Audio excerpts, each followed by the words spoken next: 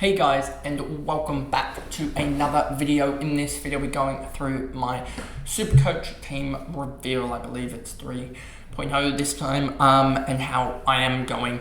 I think this is sort of a stock standard type of team. I don't think it's as different compared to what it is in Fantasy. I know that Fantasy I'm taking probably a little bit more risks because you have those extra trades and fix-up trades that you can take a little bit more risk, but with I think it's 11 less trades in SuperCoach, there is a little bit less trading that you can do, so you sort of have to lock in a couple of guys that you want for pretty much the whole year, so I'll be doing that as well. But anyway, let's just jump into this video here.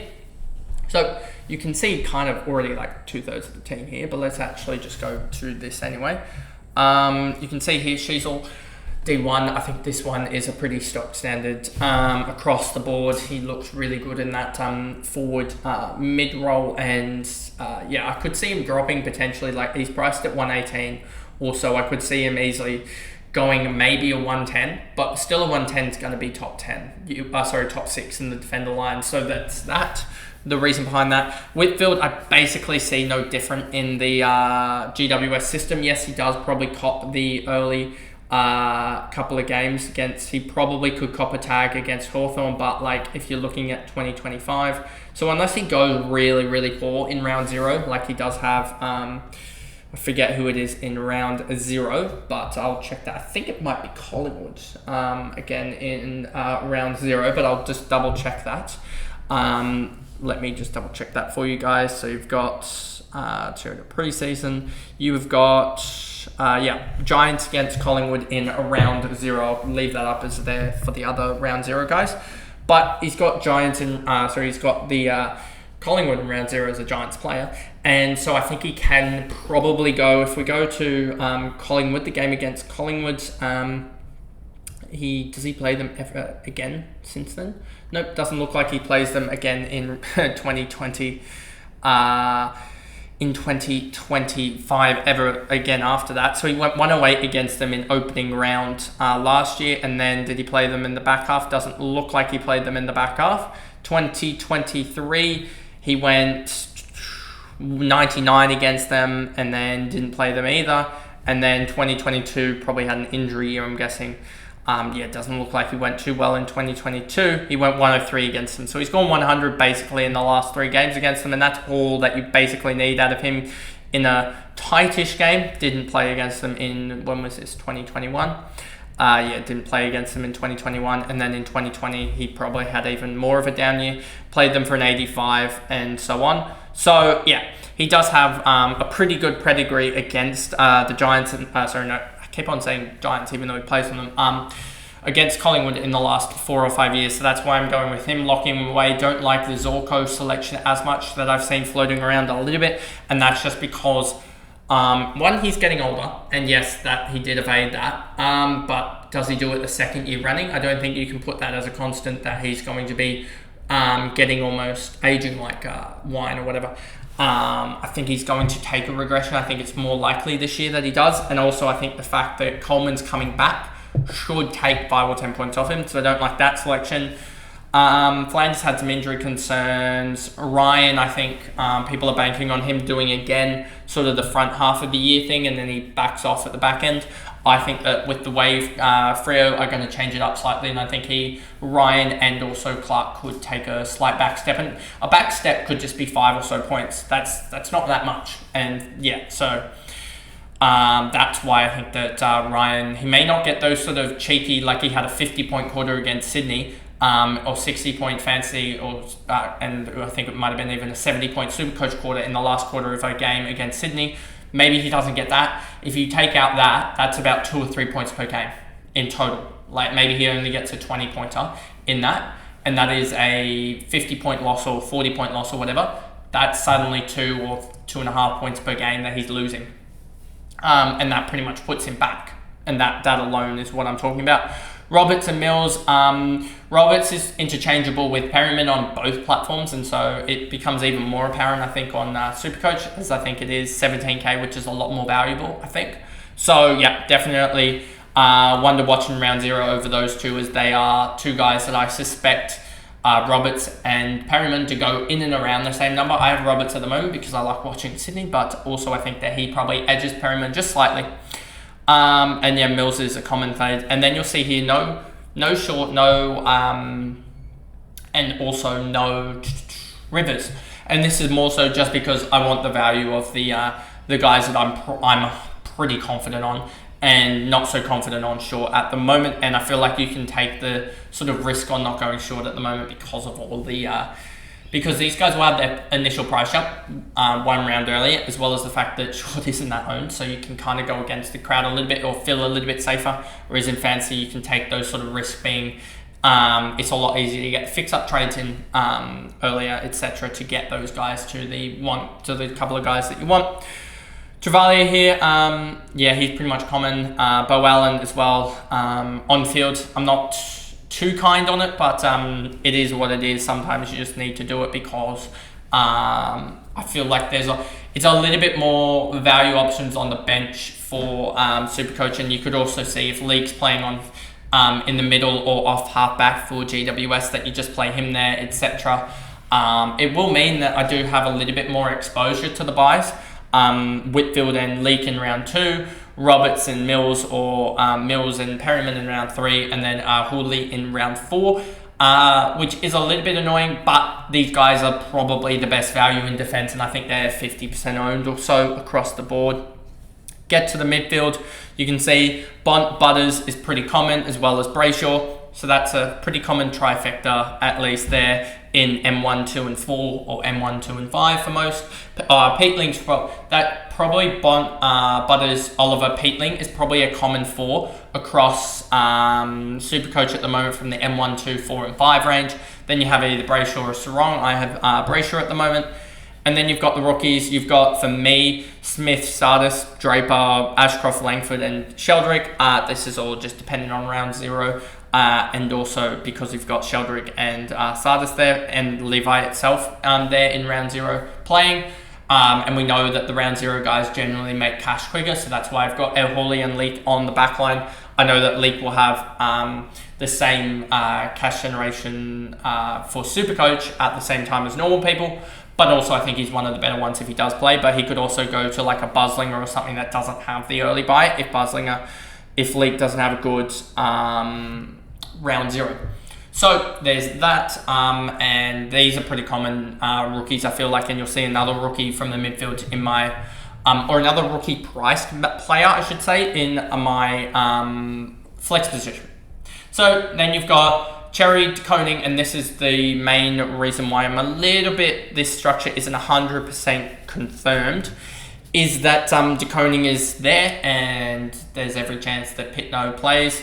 I would like DeConing, but also the round 12 buys kind of stuffs it over. So I would, in a perfect world, like the Gordon Cherry Ruck line, but I do have ways around it, and you'll see that mostly in the forward line, I feel like, to a certain extent, as you'll see a player there that's probably droppable down to another guy or something like that, round 0 dependent, etc., that I can go with, etc., and get to get Gorn, and then there's other guys there that I don't think will escape people early, and you can make upgrades quickly to them. So yeah, DeConing's the one that's probably the most movable in this side, I would say, alongside two forward options that I can go down to get to rookies. Talking about that, you'll see Nevitt in the flex position, like I was saying. That's just another rookie price guy that I expect to get starts. He could easily go to Lindsay, I think I don't have on the bench there. Who else? Layla as well. I don't think he can go to Layla at the moment, but I can probably flick around some funds to get there, as when I'm dropping DeConing down, or sorry, going DeConing up and dropping Bazza Smith or Parker, that'll open up that layaway to get Gorn. And also it'll, as Gorn's 140k, and if I'm dropping Parker down to, say, another rookie price guy on the bench here, I'll have 150. I'll probably have about 80k spare or so, or 100k spare, that I can upgrade Nevitt or Sheldrick up to the Laylas, etc. As I'll have some more price there to get the better rookies. But The forward line, no Jason Horne-Francis. You're probably wondering about that, as Horne-Francis is probably common across most sides, or a majority of, not a majority, but a strong percentage, I would say. I think it's about 40%. And the reason I don't have him is I don't see the ultra upside with him. And I feel like with the forwards, especially, I feel like Parker, Sanders are going to be traded on quickly. But I feel like you can get a watch on, Parker's probably going to go 90 in the first 7 weeks. I think that's a fair estimation of what he's going to do. Let's go to DFS and show you why that is such a key thing in SuperCoach. I've done the wrong SuperCoach. I've done the wrong price projector. Where is that? SuperCoach, price projector there. That's what I need. And then we'll go to Parker and we'll go him going 90. And then we'll even put a spike game in there. But let's go Parker there and him going, let's go 90. You'll see here in the third week, he goes 379. He goes up to 379. If he's suddenly going 379 and then goes up another 20K the week after, then another 10K, then another 5K, suddenly you've got, what's that? 30, 35, another, so 70K on his starting price. Suddenly he's 410K. And you're looking at, that's suddenly Matt Kennedy territories already. And you've only got to go, and I don't think these guys are going to get away from you, 537, 521. They're probably going to go near enough what they're priced at. So they may be an extra 10, 15K. So you may have to look at 550K plus about 120K for a rookie, give or take. That's about 670K. So 410 plus a 260K rookie, that's already inflated after 7 weeks, give or take. Then that's very, very achievable. And suddenly you've got the Horne-Francis, Rankins, etc. from 340K and a rookie and 2 trades. Effectively, you've got them from 2 trades. I'd probably target a Rankin just because of that buy. That buy becomes annoying with Horne-Francis. But yeah, it definitely, I think, is an avenue to go down. Same with Sanders. You trade off them, and suddenly, if you look at the side, you'll see exactly what I mean. If I do upgrade the DeConing, which would probably be a Parker traded out, but if you look at that, playing in round 12, you'd have a 1, 2, 3, 4, 5. I'd suddenly be down to 5, maybe 6 if I hold Parker and get rid of someone else. But I'd be down to make 5 or 6 guys on the bye, which is a lot more achievable in round 12. When you probably, if you start upgrading in round 6 and I've already got, say, 12, 13 keepers by then, you're suddenly up to 18 primos, give or take.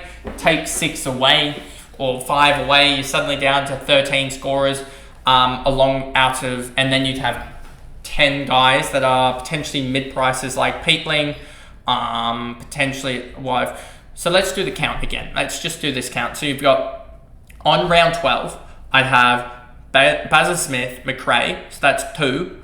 Gawn, say we do Gawn and get rid of Parker. So that's 3. You'd have Oliver and Brayshaw for 5. You'd have Whitfield 6. You'd have 6 guys. That's kind of crazy. And then potentially a Mills 7. I'd have as a guess 7. So you've got 7 guys there already that are keepers, right? Then you've add in 6 other guys that you've traded into.